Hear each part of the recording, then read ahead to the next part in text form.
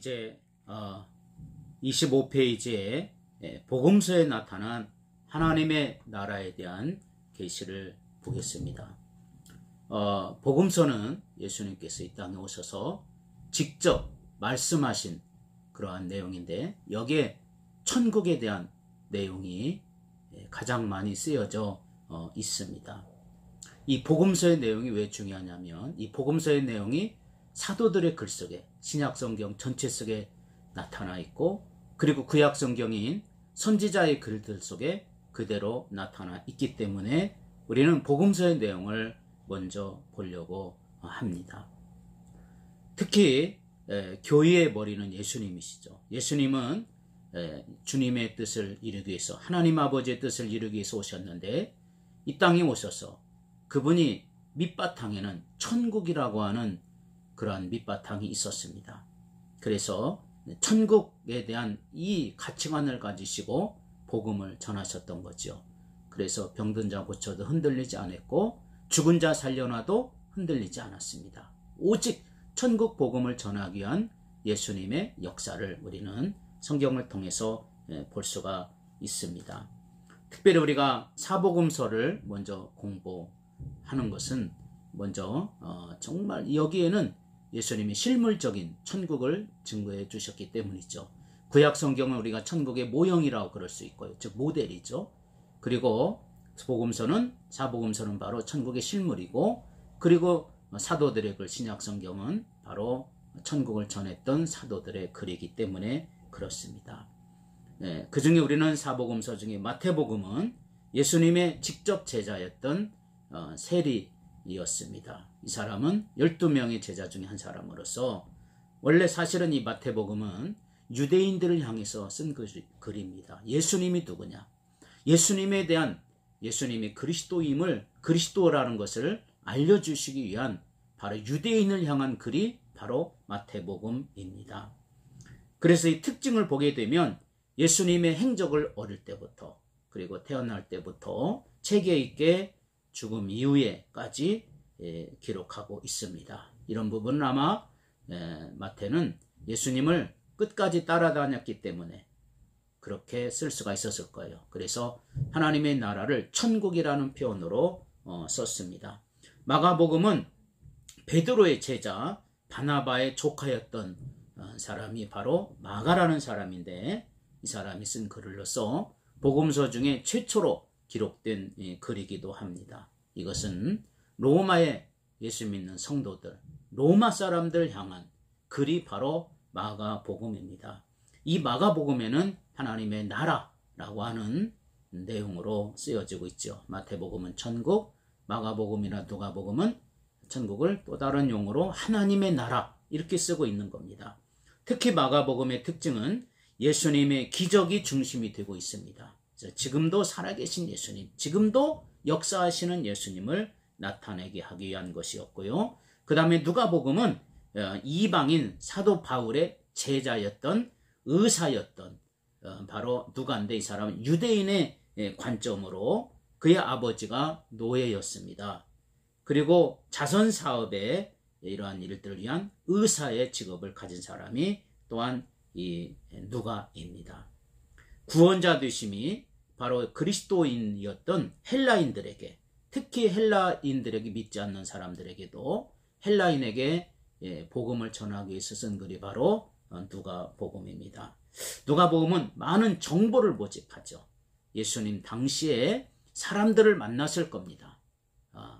쥐고아를 막느라고 예수님을 보았던 사람, 예수님을 만났던 사람들을 전부 다 수집을 해요. 그래가지고 집대성에서 이렇게 모아서 글을 쓴 것이 바로 누가복음입니다. 누가는 바로 바울의 제자로서 사도행전의 저자이기도 합니다. 주의 나라 용어는 바로 하나님의 나라이고요. 요한복음은 갈릴리 어부 출신이었고요, 사도 야고보의 동생입니다. 구약에 오신다는 메시아, 이 메시아가 곧 예수님이다, 이거를 온 세계 사람들에게, 수많은 이방인들에게 전하기 위한 책이 바로 요한복음입니다. 예수님을 믿으면 영생을 얻는다, 이 영생에 대한 얘기를 하고 있습니다. 그래서 이 요한복음에는 예수님은 신성, 즉 하나님의 성품과 인성, 사람의 성품이 가지고 있는 완전하신 신이시면서 사람이면서 또 하나님이신데, 특별히 요한복음은 바로 예수님의 신성을 강조해서 쓴 글입니다. 주님의 나라 용어는 영생, 영원 또는 생명이라는 단어로 천국의 용어를 쓰고 있습니다. 그 중에 우리는 이제 마태복음을 중심으로 해서 사복음서를 정리하도록 그렇게 하겠습니다. 특별히 마태복음은 13장 35절에 이는 선지자를 통해서 말씀하신 바 내가 입을 열어 비유로 말하고 창세부터 감추인 것들을 드러내리라 함을 이루려 하심이니라. 이미 우리가 지난 시간에 예수님께서 선포하신 하나님의 계획 중에 바로 창세로부터 감추어진 계획, 그것이 바로 천국이라고 했습니다. 그렇습니다. 예수님은 천국을 드러내기 위해서 이 땅에 오셔서 우리에게 알려주신 것입니다. 요한복음 7장 15절 16절에는 유대인들이 놀랍게 여겨 이르되 이 사람은 배우지 아니하였거늘 어떻게 그를 아느냐 하니 예수께서 대답하여 이르시되 내 교훈은 내 것이 아니고 바로 나를 보내신 이의 것이니라. 예수님은 학문이나 스스로 공부해서 우리에게 가르쳐 준 것이 아니고 하나님의 것을 와서 전했다고 말씀하고 있습니다. 그러므로 사복음서, 특별히 사복음서 중에서 마태복음은 바로 천국을 중심으로 해서 우리가 보게 되는데요. 마태복음이 28장까지 있습니다. 1장에서 3장까지는 탄생과 성장에 대한 얘기를 쓰고 있고요. 그 다음에 4장에서 23장은 이것이 바로 주님의 사역입니다. 주님의 사역은 바로 크게 세 가지로 나타났죠. 하나는 천국을 증거, 즉 말씀을 증거합니다. 하나님의 나라에 대해서 구체적으로 그리고 실질적으로 주의 나라를 증거합니다. 그리고 천국인의 자유를 말하고 있습니다. 죄에서부터 또는 질병으로부터 죽음으로부터 절망과 마귀로부터 미혹으로부터 사단의 미혹으로부터 우리를 자유케 하시는 예수님의 모습을 적나라하게 기록하고 있고요. 바로 또한 천국의 문화, 삶에 대한 교훈들을 소개하고 있는 것이 4장에서 23장까지 있는 내용입니다. 그리고 24장, 25장은 천국의 이정표라고 그러고 우리가 종말론이라고 하는 내용인데 바로 천국운동의 완성을 소개하는 이런 내용이 24장, 25장. 그 다음에 26장, 27장은 천국길을 만드는 것이죠. 십자가의 길을 만드는 것이고 28장은 바로 승리의 귀환을 얘기하고 있습니다. 우리가 이렇게 예수님께서 하신 이 모든 일들을 우리는 한마디로 뭐라고 표현합니까? 바로 천국운동 하셨다. 이렇게 얘기하는 거죠. 우리 믿음의 사람들, 또 목회자든 선교사든 하나님을 믿는 사람들이든 이런 모든 사업가든 또는 어떠한 일을 하든지 간에 우리는 이런 모든 일을 주어진 일을 감당하면서 하는 모든 행위를 우리는 천국운동한다. 이렇게 표현할 수가 있게 되는 겁니다. 그러므로 우리가 하나님의 일을 하는 모든 일들은 사실은 천국을 이루기 위한 일이 되어야 될 것입니다. 자, 마태복음 1장을 먼저 우리가 성경을 보시면 먼저 1장 1절은 이렇게 시작하죠. 아브라함과 다윗의 자손 예수 그리스도의 세계라. 즉 쉽게 말해서 마태복음 1장과 2장은 천국이라는 직접적인 언급은 없습니다. 특별히 1장이 그러죠. 그러나 천국의 왕이 탄생하신다는 사실을 중요하게 선언하고 있어요. 그래서 1장 1절은 사실상 천국의 주인이신 예수 그리스도께서 이 땅에 천국을 알리시고 또 그 길을 만드시기 위해서 아브라함과 다윗의 자손으로 오셨다라고 증거할 수 있는 겁니다. 실제로 이제 그 사복음서 속에 누가복음을 보게 되면 이 부분은 이렇게 얘기하죠. 누가복음 1장 30절에서 33절까지 여기에서는 똑같은 예수님의 탄생을 예고하면서 이렇게 말합니다. 천사가 이르되 마리아여 무서워 말라 내가 하나님의 은혜를 입었느니라. 보라 내가 잉태하여 아들을 낳으리니 그 이름을 예수라 하라. 저가 큰 자가 되고 지극히 높으신 이의 아들이라 일컬어질 것이요 주 하나님께서 그의 조상 다윗의 왕위를 그에게 주시리니 영원히 야곱의 집을 왕으로 다스릴 것이며 그 나라가 무궁하리라. 저런 다윗의 나라, 즉 영원한 나라를 소개하고 있는 거죠. 즉 예수님이 오시면 이분은 영원한 나라의 무궁한 나라의 왕이 될 것이다. 그 나라가 어느 나라죠? 천국입니다. 이제 마태복음 2장을 보도록 하겠습니다. 마태복음 2장 2절에 보면 유대인의 왕으로 나신 이가 어디 계시냐? 우리가 동방에서 그의 별을 보고 그에게 경배하러 왔노라. 여기서 별은 어디서 뜨는 겁니까? 즉 하늘의 뜻을 알려주는 것이죠.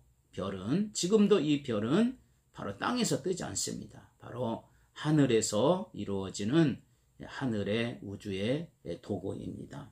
7절에 보면 이에 헤롯이 가만히 박사들을 불러 별이 나타난 때를 자세히 묻고 10절에 그들이 별을 보고 매우 크게 기뻐하더라. 동방 박사들이 별을 보고 예수님을 찾습니다. 사실 예수님은 하늘의 별이시죠. 온 세상의 희망의 빛이시며 진정한 하나님의 나라의 스타이십니다. 특히 요한계시록 22장의 16절에 보면 하나님께서 새벽별이 되신다고 말씀했는데 바로 이 하늘의 뜻을 얘기하는 별, 바로 예수님은 하늘의 천국에 이 땅에 오신 별이시죠. 그 다음에 3장에 보시면 세례 요한이 전한 하나님의 계획에 대해서 소개하고 있습니다. 세례 요한은 예수님 오기 전에 6개월 전에 온 사람으로서 마지막 선지자 또는 엘리야와 같은 성정을 가진 자다, 이렇게 말합니다.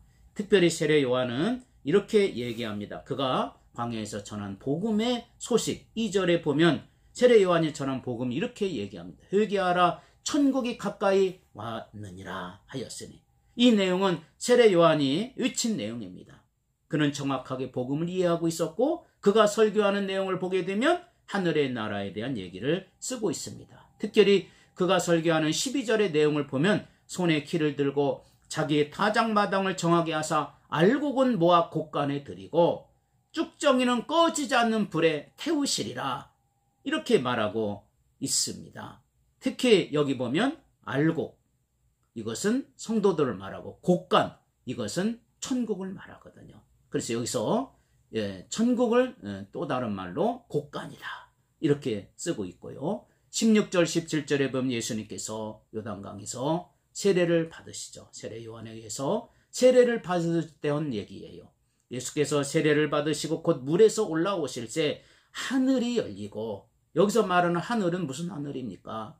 그냥 뭐 별이 뜨는 하늘, 구름 떠 있는 하늘, 이런 하늘이 아니고 바로 하늘의 나라, 천국을 의미하죠. 그게 열렸습니다. 하나님의 성령이 비둘기같이 자기 위에 임하심을 보시더니 하늘로부터 소리가 있어 역시 천국을 말합니다. 말씀하시되 이는 내 사랑하는 아들이요 내 기뻐하는 자라 하였으니, 이렇게 얘기하고 있는 것을 보게 되죠. 그래서 예수님이 세례받을 때 성부 하나님이 말씀하시고 성자 예수님이 세례받으시고 성령 하나님이 또 여기에 비둘기같이 임했습니다. 그래서 우리 기독교에서 어떤 의식을 행할 때 성부, 성자, 성령 이렇게 얘기하는데 바로 이 말씀을 근거로 하는 거예요. 그렇기 때문에 이 말씀은 어디에서부터 들려왔습니까? 하늘에서. 하늘이 열리고 하늘로부터. 이 하늘이 어떤 하늘일까요? 바울이 말한 세 번째 하늘, 쉽게 말해서 천국을 의미하게 되는 겁니다. 그 다음에 마태복음 4장을 보면 마태복음 4장은 예수님께서 복음 전하게 되는 첫 번째 사역에 등장하는 모습이죠. 그래서 이제 이 4장의 내용은 주님이 처음으로 세상을 향하여 외친 설교인데 마태복음 4장 17절에 똑같이 사도 그 세례 요한과 마찬가지로 이때부터 예수께서 비로소 전파하여 이르시되 회개하라, 천국이 가까이 왔느니라. 바로 세례 요한과 똑같은 얘기를 하고 있지요. 이 내용은 누가복음 4장 43절에는 예수께서 이르시되 내가 다른 동네들에서도 하나님의 나라의 복음을 전하여야 하리니 나는 이 일을 위해 보내심을 받았노라. 예수님이 이 땅 오신 목적을 분명히 알고 있지요. 나는 이 일, 어떤 일입니까? 하나님의 나라의 복음을 전하기 위해서 이 땅에 왔다. 역사적으로 보면 정말 천국에 대해서 수많은 논쟁이 있었고요. 사상들이 있었고요. 또한 신학 많습니다. 그리고 철학도 사실 천국 이런 게 되게 많지요. 근데 대개 보면 이 사람들의 어떠한 사상에 따라서 천국을 설명이 각각 달라요. 자유주의자들은 살기 좋은 사회, 자유로운 사회가 천국이다 이렇게 보고, 공산주의자들은 천국을 지상낙원, 이 세상의 진정한 낙원이다, 독재자의 세상이다 이렇게 변질시키기도 합니다. 학자들 가운데는 천국을 단순히 하나님이 통치하는 장소, 즉 성격적 개념의 천국으로만 해석을 하고 맙니다. 그러나 성경에서 말하는 천국이란 하나님의 통치의 상징적인 장소만을 말하는 것이 아니에요. 성경에서 말하는 천국이란 창세기서부터 요한계시록까지 전체를 살펴보면 독립된 하나의 왕국이요, 하나의 나라입니다. 이것을 바르게 이해하지 못하게 보니까 천국이 어디 있느냐고 물어보면 사람들이 막연하게 마음속에 있다 이렇게만 얘기하는 거죠. 그래서 마태복음 4장 23절에 보면 예수께서 온 갈릴리에 두루 다니사 그들의 회당에서 가르치시며 천국 복음을 전파하시며 백성 중에 모든 병과 모든 약한 것을 고치시니, 즉 천국을 분명하게 확신 있게 보여주고 전해주고 있다는 거지. 이걸 우리는 예수님께서 말씀하신 이 내용의 모든 것들을 뭐라고 쓰고 있느냐 하면 천국 복음이라는 말을 여기다가 쓰고 있습니다. 그냥 복음을 전파한다 해도 돼요. 그러나 천국이라는 말을 일부러 갖다 붙였습니다. 왜 그러냐면 예수님의 복음의 초점이 지금 어디에 있는지를 알려주고 있는 거죠. 우리가 아픈 사람 치료받고 기적이 일어났습니다. 그러나 언젠가는 또 죽죠. 그러니까 이 땅에 진정한 치료는 없고 진정한 치료가 있는 곳은 어디일까요? 바로 하나님의 나라 천국입니다. 치료의 기적이 그럼 왜 일어나요? 복음을 알라고, 즉 복음을 위해서 따르는 표적일 뿐입니다. 마태복음 16장처럼 표적이에요. 그래서 복음을 더 알기 쉽게 하기 위해서, 특히 기적이나 표적, 복음을 증거할 때 따르는 표적으로 함께 역사하시고 하나님의 말씀을 확실하게 증거케 하기 위함입니다. 그렇죠? 치료의 목적은 천국운동에 있습니다. 그래서 예수님께서는 죽은 사람, 특히 나사로가 죽었다가 다시 살아났는데 지금 이스라엘에 가면 없습니다. 왜요? 천국에 가야만 합니다. 죽기 전에 고침을 받아도 다시 죽는 세상이고요. 또 병든 것 치료받아도 또 아픈 것이 사람입니다. 그래서 치료만을 우리가 복음운동을 하면 안 되고 기적과 능력만을 복음운동을 하면 안 됩니다.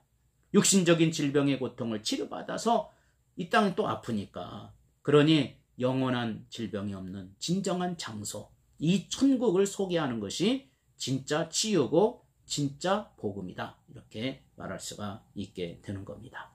그 다음에 5장, 6장, 7장은 산상수훈입니다. 여기에 황금률이라는 말씀이 나오는데 바로 5장, 6장, 7장에는 예수님께서 먼저 천국을 잘 설명을 하고 이 땅에서 우리가 천국에 대한 삶에 대한 내용을 쓰고 있습니다.